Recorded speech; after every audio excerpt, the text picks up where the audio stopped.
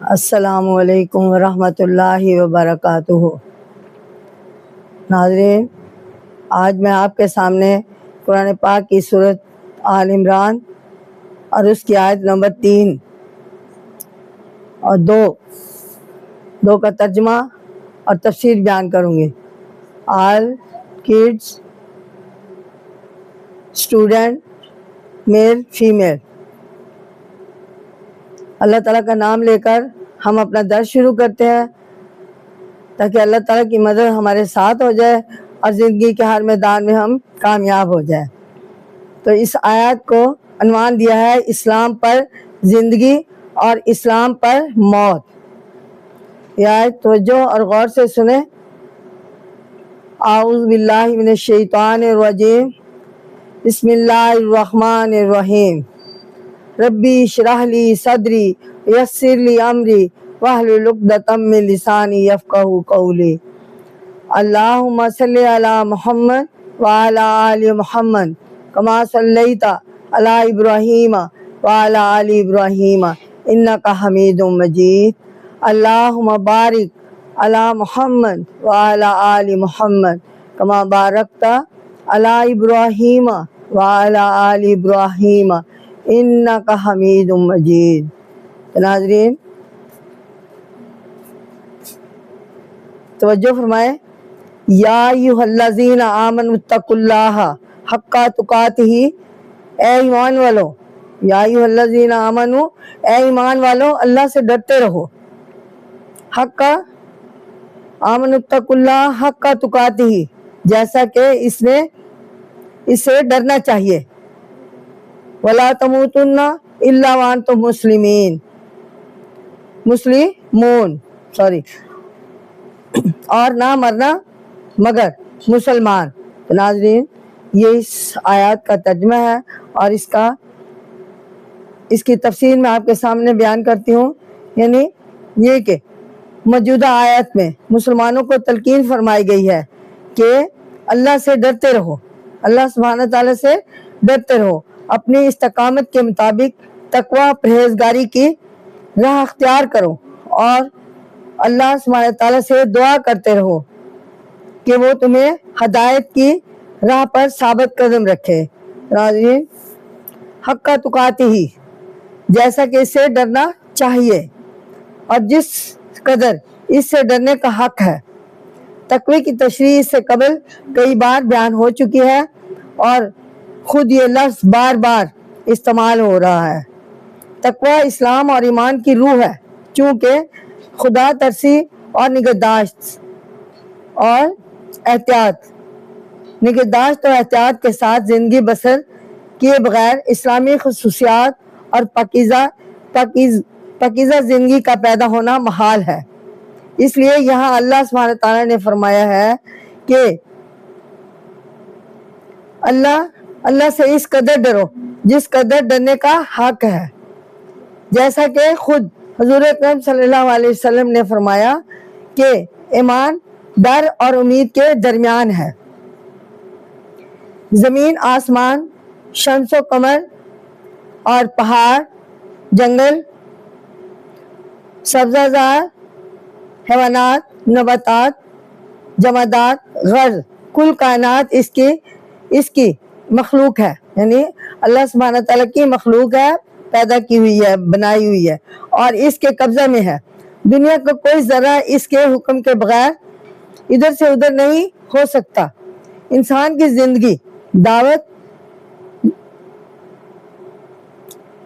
زندگی اور موت اسی کے ہاتھ میں ہے۔ اسی کا چلنا پھرنا، اٹھنا بیٹھنا اس کے اختیار میں ہے۔ یعنی انسان چلتا پھرتا ہے، اٹھتا بیٹھتا ہے تو اللہ تعالیٰ ہی کی مرضی سے اٹھتا بیٹھتا اور چلتا پھرتا ہے۔ تنگ دستی اور خوشحالی میں زندگی بسر کرنا اللہ تعالیٰ کی لکھی ہوئی تقدیر کے مطابق ہے۔ غرض انسان کی زندگی کی معمولی سے معمولی حرکت اللہ سبحانہ تعالیٰ کے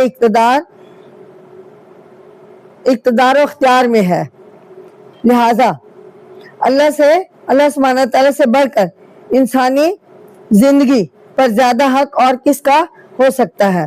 جب انسان اپنی زندگی اور اس کی بقا کے لیے قدم قدم پر اللہ سبحانہ تعالیٰ کا محتاج ہے تو پھر اس کے لیے ضروری ہے کہ وہ اللہ سبحانہ تعالیٰ سے اتنا ڈرے جتنا ڈرنے کا حق ہے۔ آیت کے دوسرے ٹکڑے میں یا دوسرے حصے میں اللہ سبحانہ تعالیٰ نے مسلمانوں سے فرمایا کہ مرتے دم تک کوئی حرکت اسلام کے خلاف نہ کرو، تمہارا جینا اور مرنا خالص اسلام پر ہونا چاہیے۔ حق تو یہ ہے کہ تمہیں اس وقت تک موت نہیں آنی چاہیے جب تک تم صحیح اور پکے مسلمان نہ بن جاؤ۔ دوسرے لفظوں میں اس کا مطلب یہ ہے کہ تمہیں ہر منٹ اور ہر سیکنڈ اسلامی شان سے ہی زندہ رہنا چاہیے۔ کون جانتا ہے کہ کس وقت موت آ جائے۔ عمر بھر کبھی شیطانیت، کفر، لالچ یا خود غرضی کو اپنے قریب نہ بھٹکنے دینا چاہیے۔ صرف اسی صورت میں ہم اس حکم کی اطاعت میں پورے اتر سکتے ہیں کہ اسلام پر جیے اور اسلام پر مرے۔ تو ناظرین، اسی آیت کا حصہ ہے کہ وَاعْتَصِمُوا بِحَبْلِ اللَّهِ جَمِيعًا وَلَا تَفَرَّقُوا، یعنی احتسام، اس کو عنوان دیا ہے احتسام بحبل اللہ، یعنی مضبوطی سے پکڑو، جس میں ہے وَاعْتَصِمُوا بِحَبْلِ اللَّهِ جَمِيعًا، اور سب مل کر اللہ تعالیٰ کی رسی کو مضبوطی سے پکڑ لو، وَلَا تَفَرَّقُوا، اور پھوٹ نہ ڈالو۔ حبل اللہ، یعنی یہ میں نے اس کا ترجمہ بیان کیا ہے، اب میں آپ کو اس کی تفسیر بیان کرتی ہوں، سنیے، غور کیجئے۔ حبل اللہ، اللہ کی رسی۔ اس لفظی معنی کے علاوہ عربی میں حبل سے مراد عہد بھی ہوتا ہے، یعنی جو عہد، جو حکم اللہ تعالیٰ نے ہمیں دیا ہے اس کو مضبوطی سے پکڑ لیں، اپنے ذہن میں بٹھا لیں اور اس کے مطابق دنیاوی زندگی گزاریں۔ یہ عہد اللہ تعالیٰ سے ہوتا ہے۔ نیز ہر وہ شے جو وسیلہ کا کام دے سکے وہ بھی اس سے مراد ہوتی ہے۔ یہاں حبل اللہ سے مراد قرآن مجید، یعنی قرآن مجید چونکہ اللہ تعالیٰ سے وسیلہ کا ذریعہ ہے، اللہ تعالیٰ نے قرآن پاک نازل فرمایا، اس کے مطابق ہمیں اس کی ہدایت کے مطابق دنیاوی زندگی گزارنی چاہیے۔ حبل اللہ سے مراد قرآن مجید اور اسلامی شریعت ہے، جسے مضبوطی سے تھام لینا ہی دنیاوی کامیابی اور آخری نجات کا ذریعہ ہے۔ جمیعاً، سب مل کر، یعنی یہ تین الفاظ ہیں، جمیعاً، پہلے حبل اللہ اور جمیعاً، سب مل کر، یعنی تمام افراد امت مجموعی طور پر اتحاد اور اتفاق کے ساتھ اللہ تعالیٰ کی رسی کو مضبوطی سے پکڑ لو۔ اعتصموا، یعنی مضبوطی سے پکڑ لو۔ احتسام کے معنی چغل مارنا یا مضبوطی سے پکڑنا ہے، اور اس سے مراد یہ ہوتی ہے کہ کسی بات کو نہایت پختگی اور عزم و استقلال کے ساتھ تھام لیا جائے اور اس پر عمل پیرا ہونا چاہیے، اس پر عمل کیا جائے اور اسے اپنی زندگی کا نصف العین بنا لینا چاہیے یا بنا لیا جائے۔ اس آیت میں اللہ تعالیٰ نے وہ تدبیر بتائی ہے جسے اختیار کر کے امت مسلمہ دشمنوں کی سازشوں اور شر و فساد سے بچ سکتی ہے، یعنی یہ کہ سب مل کر اسے پوری قوت سے پکڑے رہو گے اور اس پر عمل پیرا ہوگے تو تمہارے معاملے میں کوئی شیطانی قوت کامیاب نہیں ہو سکے گی اور ہر کوئی غلط کار تمہیں بے راہ اور گمراہ نہ کر سکے گا۔ ناظرین، پچھلی آیت میں افراد امت کو حکم دیا گیا تھا کہ سب اپنی اپنی زندگی کی اصلاح کرو، تقویٰ پرہیزگاری کی زندگی بسر کرو اور اسلام پر ہی جیو اور اسلام پر ہی مرو تو اور اب موجودہ آیات میں امت کو اجتماعی طور پر حکم دیا گیا ہے کہ وہ اپنی ذاتی زندگی سنوارنے کے بعد اکٹھے مل کر اللہ کی رسی کو مضبوطی سے تھام لو اور آپس میں پھوٹ نہ ڈالو۔ جب ایسا ہو جائے گا تو انفرادی زندگی کی طرح تمہاری اجتماعی زندگی بھی تمہاری اجتماعی قوت بھی غیر متزلزل اور ناقابل تسخیر ہو جائے گی۔ اس شے سے منتشر قوتیں جمع ہو جاتی ہیں اور ایک مردہ قوم نئی زندگی حاصل کرتی ہے۔ قرآن مجید کو تھامنے کا حکم اللہ سبحانہ تعالیٰ نے دیا ہے۔ ایسا نسخہ ہے یہ جسے استعمال کرنے سے قوم کی تمام سیاسی، معاشی، سماجی، اخلاقی اور دنیاوی خرابیاں دور ہو جاتی ہیں۔ قرآن مجید اس دنیا میں کامیابی کا پیغام دیتا ہے اور دوسری دنیا میں سرخروئی اور کامیابی کا وعدہ کرتا ہے۔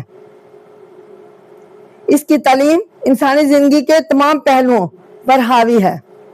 کلام اللہ ہمارے انفرادی اور اجتماعی تمام مسائل کا حل بتاتا ہے۔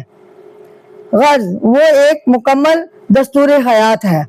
مسلمان قوم کی کامیابی سربلندی کا راز اسی کے پیروی میں چھپا ہوا ہے۔ تو ناظرین، قرآن مجید کو مضبوطی سے پکڑ لینے سے مراد محض ہاتھوں سے اسے تھام لینا نہیں، بلکہ اس طرح اسے ہر دم پیش نظر رکھنے سے مراد یہ نہیں کہ ہر چیز پر اس کا لیبل لگا لیا جائے، بلکہ اس کا مطلب یہ ہے کہ دنیاوی عملی زندگی قرآن آیات کی ہدایت کے مطابق گزاری جائے۔ تو ناظرین، آج کا میرا درس کمپلیٹ ہوا۔ امید ہے کہ آپ سب میرے اس ہدایت کے مطابق قرآن آیت کے مطابق جو میں نے درس دیا ہے اس کے مطابق عمل کریں گے اور ہدایت حاصل کریں گے اور پڑھیں گے، غور سے سنیں گے۔ تو ناظرین، آپ کا میرے ساتھ رہنے کا شکریہ، اور میں آپ سے درخواست کرتی ہوں کہ آپ میرے اس ویڈیو کو غور سے سنیں، توجہ فرمائیں اور اس پر عمل کرنے کی میں آپ کو تلقین کرتی ہوں۔ مجھے امید ہے کہ آپ سب اس پر توجہ فرمائیں گے اور میرا ساتھ دیں گے۔ اللہ تعالیٰ سے دعا کرتی ہوں کہ اللہ تعالیٰ مجھے آئندہ آپ کے سامنے مزید آیات کی تشریح اور ہدایت قرآن آیات کے مطابق پیش کرنے کی توفیق عطا فرمائے۔ آمین ثم آمین۔ آئندہ درس تک کے لیے اجازت۔ السلام علیکم ورحمۃ اللہ وبرکاتہ۔